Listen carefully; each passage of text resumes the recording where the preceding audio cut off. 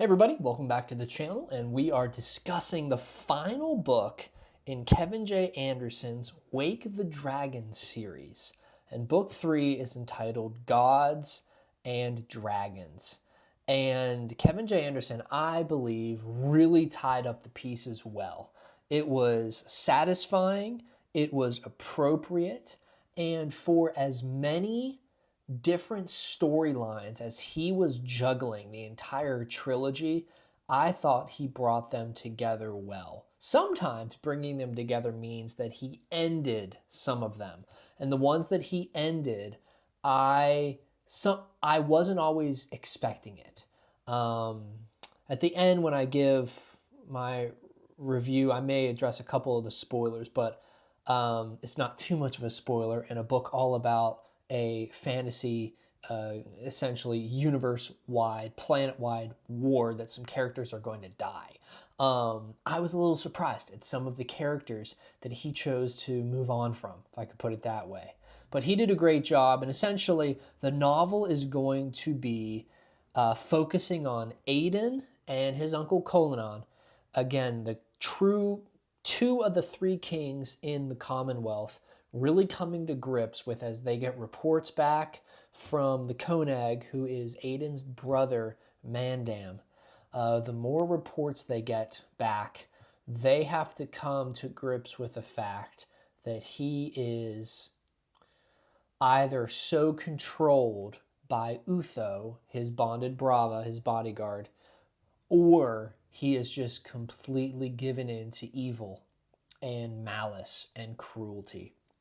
So they are wrestling with the fact that there are so many threats, namely the Wraiths, and they are under no guise that the Wraiths are friends, that they are allies. No, they've known for a while both Wraiths, the Frost Wraiths and the Sand Wraiths, are pursuing their own agenda. And not just do they not have time for Mandam and his antics, but his antics have actually caused the death of some of their people. And so it's them coming to grips that they're going to have to overthrow this man and risk starting a civil war, all while trying to stop him before the Venge War that Utho has been pushing with Ashara across the ocean. Hopefully they're able to stop him before that turns into a full-blown war. Why? Because with the world coming to an end, if the Wraiths have their druthers and if they get their way, they're going to wake the dragon, Ossus. They're going to try to kill the dragon in fulfillment of their prophecy that if they do that, destroying the evil from the world, their god Kor will come back and remake the world for them and him. Now, whether or not the humans believe that, it doesn't really matter. If it's true, they're lost, because remaking the world may sound good if you're part of the chosen few that it gets remade for. But Aiden and Colanon are under no false pretenses that they are going to be part of that, because the Wraiths have no time for the humans and already view them as their slaves. What is Kor going to view the humans as if that happens? And so Anderson does a great job of developing the characters, and they all make natural steps. What I really loved was jumping over to Ashara. I loved how Elurus, again, she has been recovering essentially the last thing that we find in the previous book is that Elurus wakes up.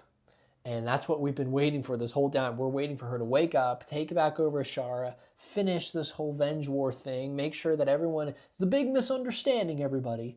But watching her and Simi try to, from the underground, essentially, communicate and bring back the people that are loyal to her, that was really enjoyable. So I really appreciated that.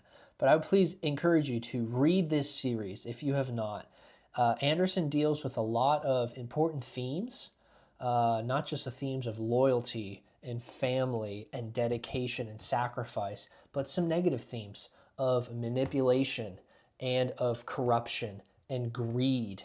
And he really personifies those through characters like Utho, through characters like High Priest Lord Clovis, and really, again, brings it together well. Were there characters that I did not enjoy? I don't think so. I thought each of the characters sort of played a role that was important and was believable.